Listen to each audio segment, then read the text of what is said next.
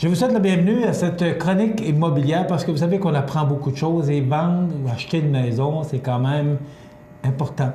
Alors, nous avons avec nous un professionnel de la vente ou de l'achat d'une maison, courtier Remax, M. Jacques Cossette. Bonjour. Bonjour, Michel. Comment ça va? Très bien, merci. Toi-même? Oui, ça va bien. Ah. M. Cossette, on parle de garantie légale. Puis il y a tellement de termes que des fois, on en perd notre latin. C'est quoi? Ça veut dire quoi, la garantie légale? Voilà. Bien, dans un premier temps, je sais que j'en ai déjà parlé dans d'autres chroniques auparavant, mais je veux revenir vraiment là-dessus. C'est un concept légal qui est tellement mal compris, galvaudé, employé à toutes les sauces. Les gens se font conseiller par leurs amis, les membres de leur famille.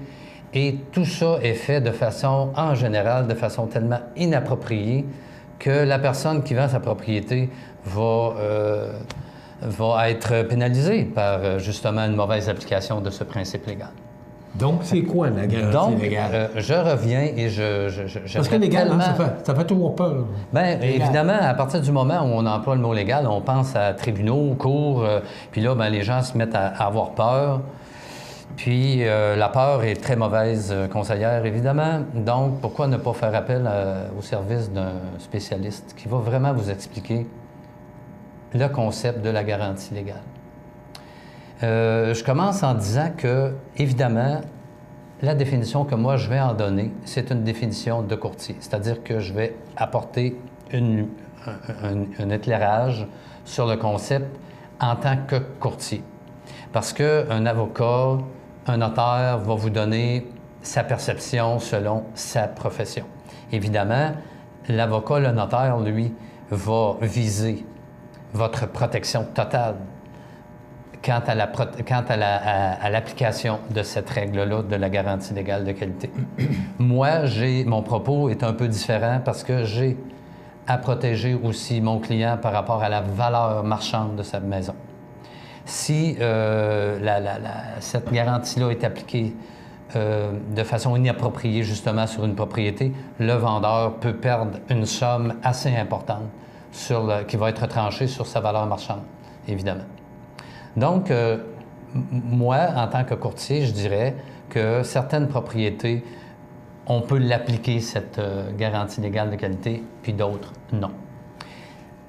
Le concept se définit comme suit. La garantie légale se définit en deux volets.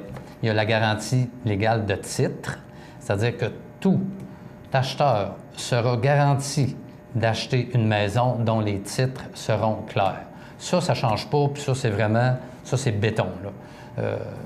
C'est pour tout le monde, là, sans exception. Il n'y a aucun notaire qui va réaliser une vente si les titres ne sont pas clairs. De toute façon, le notaire, lui, il est engagé pour justement livrer des titres clairs à l'acheteur qui l'aura choisi comme professionnel, évidemment. Maintenant, il y a la garantie légale de qualité de la propriété. Ça, là, c'est ce qui est le plus mal compris en immobilier. Ça garantit la qualité de la maison. C'est-à-dire que ça garantit contre les vices cachés. Puis là, on parle de vices cachés. Un vice caché, ce n'est pas un vice que quelqu'un a camouflé, c'est un vice qui est caché. Personne ne l'a vu. Le vendeur ne l'a pas vu, l'acheteur ne l'a pas vu, l'inspecteur ne l'a pas vu, le courtier immobilier ne l'a pas vu, le courtier collaborateur qui a travaillé avec son acheteur ne l'a pas vu, on ne l'a pas vu. Ce n'est pas un vice camouflé, c'est un vice caché. Et cette partie-là de la garantie légale s'applique dans ces cas-là. C'est-à-dire... D'abord, oui. Est-ce que vous pourriez nous donner un exemple d'un vice caché? Bon, exemple, on va... mon Dieu, un vice caché qui est vraiment caché, là. Un drain qui est bouché. Ouais. OK? Un drain bouché. Le drain agricole autour de la maison, il est bouché. Bon. L'acheteur, lui, n'a pas accès au drain de la maison lors de l'inspection. On sait très bien que le drain a une durée de vie légale de 25 ans. Okay? Si la maison a 10 ans, et que il y a un vice par rapport à cette composante-là, c'est-à-dire, admettons, le drain bouche avant la fin de sa vie, là, à ce moment-là, l'acheteur, lui, aura la possibilité de poursuivre le vendeur en disant « Écoute, tu m'as vendu une maison dont le drain a 10 ans, il est supposé de rester 15 ans sur la durée de vie du drain agricole de la maison. Donc, l'acheteur, lui, peut prouver que quand il a acheté la maison, s'il peut prouver que vraiment le drain était... Mais ça ne bouge pas dans, ça bouge pas dans ça peut arriver. Ans, non, mais ça peut arriver que le drain était bouché, mais parce que le drain n'était pas accessible, la garantie légale de qualité va s'appliquer, évidemment. Donc, le vendeur, lui, qui vend une maison de 10 ans, puis que le drain a 10 ans, bien, il faut qu'il s'attende à ce que cette composante-là soit un enjeu dans le futur, évidemment. Bon. C'est pour ça que moi, je dis tout le temps aux gens, puis là, on en parlera dans une autre chronique, la préparation de la mise en marché d'une propriété. Mais si il y a...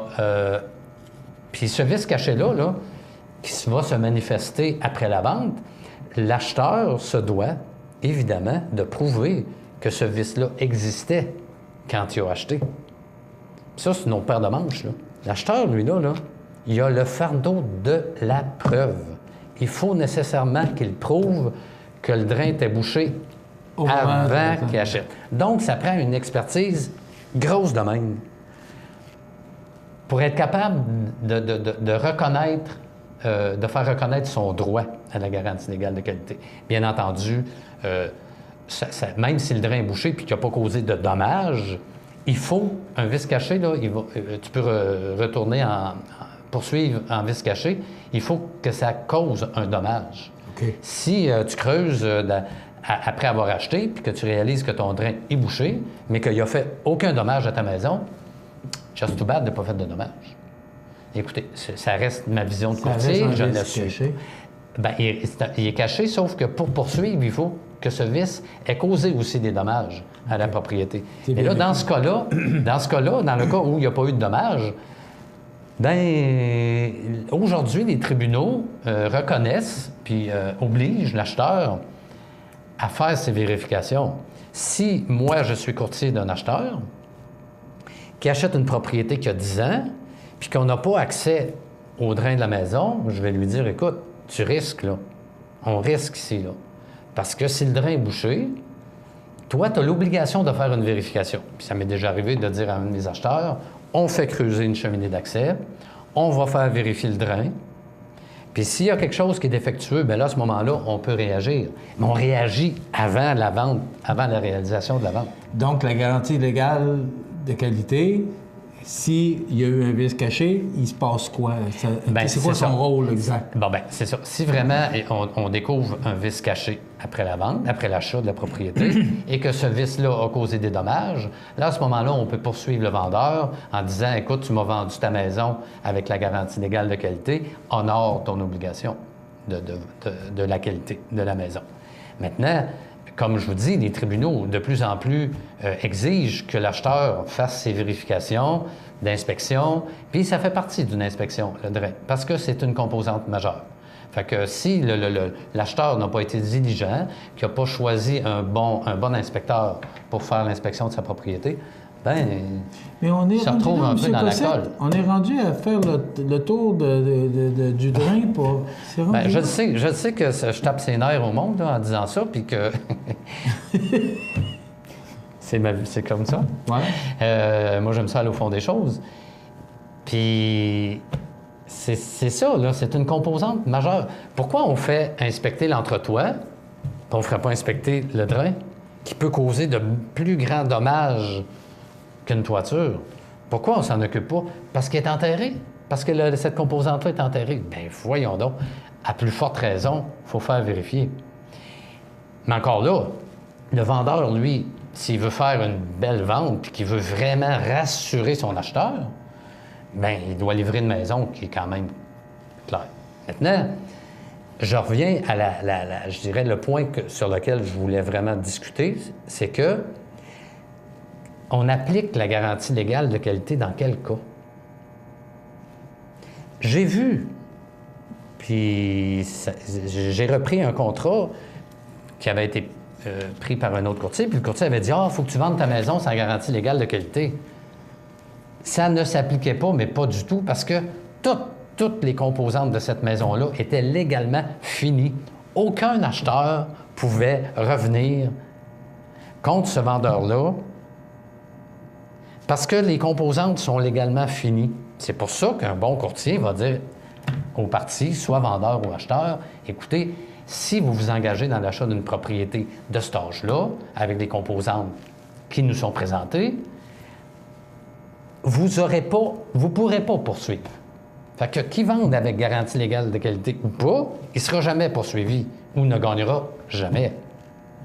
OK? Puis c'est pour ça que il faut vraiment que chaque maison soit qualifiée. Puis c'est un courtier qui va vous qualifier votre propriété, puis ça prend un bon courtier évidemment, qui va vous dire, si vous vendez votre maison sans garantie légale de qualité, alors que ça ne s'applique pas, vous allez juste perdre du profit. Parce que 80% des gens vont regarder la maison puis vont dire « Ah, c'est vendu sans garantie légale de qualité. » On la prend. On la skip. Ben oui. On la veut pas, on veut même pas aller la visiter. Donc, aujourd'hui, c'est un ne va pas sans l'autre. C'est que si on vend ou on achète, ça prend la garantie légale de qualité. Donc, sinon, c'est périlleux. Oui, mais dangereux. C'est sûr que c'est dangereux, mais il y a des cas où ça s'applique. Moi, je dis aux gens qui ont 65 ans et plus, qui ont bien présenté leur propriété, c'est-à-dire qu'on a vraiment fait le tour, on a fait une déclaration de vendeur impeccable.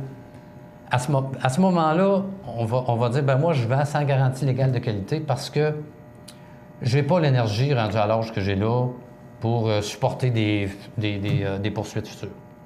Mais encore là, même à ça, il y a des cas où c'est pas pertinent de mettre la garantie légale de qualité. Mais il y en a qui veulent absolument être blindés mur à mur. Ouais. Mais récemment, la Cour a statué sur une poursuite qui avait été faite contre un vendeur. Puis justement, la déclaration du vendeur avait été bien faite, vraiment faite selon les normes.